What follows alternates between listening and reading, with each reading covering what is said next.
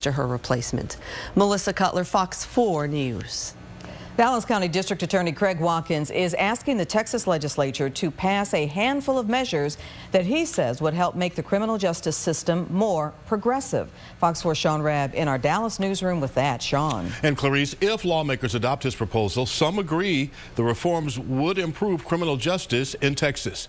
Watkins in Austin as the session opened talked about his reform proposals to lawmakers, proposals that include requiring a DNA sample from all who are arrested, reforming the eyewitness identification process, and Watkins wants a new state law that would require law enforcement to tape all confessions. Now, we talked with two defense attorneys to gauge reaction. Overall good marks, though one was concerned about DNA samples from everyone arrested. It seems to be an unnecessary step as far as the government just tracking you or being involved in your life when you don't need to. Every one of these recommendations by Craig Watkins are well thought out. They're fair, they're intelligent, and they add integrity to our system. We see it not costing the state much money at all to implement these very progressive programs that will improve upon our criminal justice system. District Attorney Watkins also proposing that student loans be forgiven for folks coming out of law school who serve in government as prosecutors, providing they serve a minimum 5 years. Now, Watkins says he'll make several trips to Austin throughout the session to talk with lawmakers about his proposals. He talks with us about his legislative agenda live in studio tonight on Fox 4 News at 9. Sean Rabb, Fox 4 News. The first 35 at DFW, 34 in Arlington, 33 Sherman, and 37 in Mineral Wells and Bridgeport. The good news is that the Arctic air is beginning to lose its grip in North Texas. As a result, we've got warmer temperatures in the offing. We'll talk about those in your forewarned forecast coming up. Dallas County District Attorney Craig Watkins says he wants to reform criminal justice all across the state. Yeah, he has a handful of measures he hopes lawmakers will adopt as law in Texas. He released his legislative agenda today, and Fox 4's Sean Rabb sat down with the DA and sampled legal minds on his proposals. Sean. Yeah, proposals, Heather, that the district attorney now in his second term calls progressive programs that he says will improve the criminal justice system.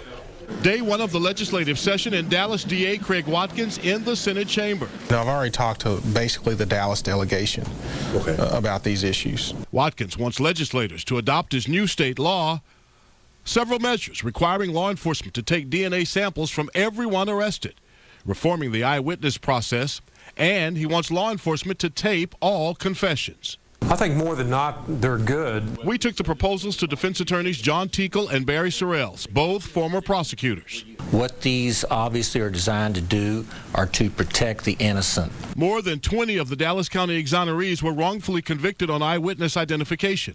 Both defense attorneys say state law requiring law enforcement to adopt best practices in using photo lineups is a sound idea.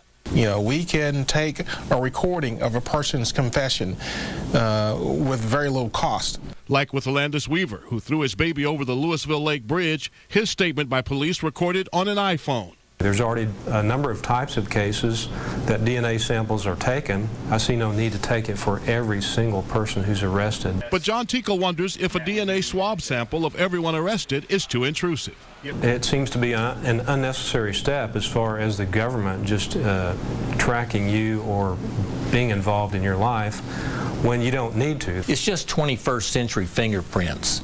It's no more intrusive, it's no more offensive. Barry Sorrells favors all the measures. Every one of these recommendations by Craig Watkins are well thought out, they're fair, they're intelligent, and they add integrity to our system. We see it not costing the state much money at all to implement these very progressive programs that will improve upon our criminal justice system.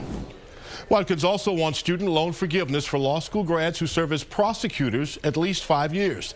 DA Watkins will be our special guest tonight in Fox 4 News at 9 as we discuss his progressive programs. That's tonight on Fox 4 News at 9. Sean Rabb, Fox 4 News. Baby. I have set everything in motion. It has begun. What's going to happen to me? Fringe moves to Fridays, all new January 21st on Fox. Dallas County District Attorney Craig Watkins is taking his concerns about the Texas justice system directly to the state legislature.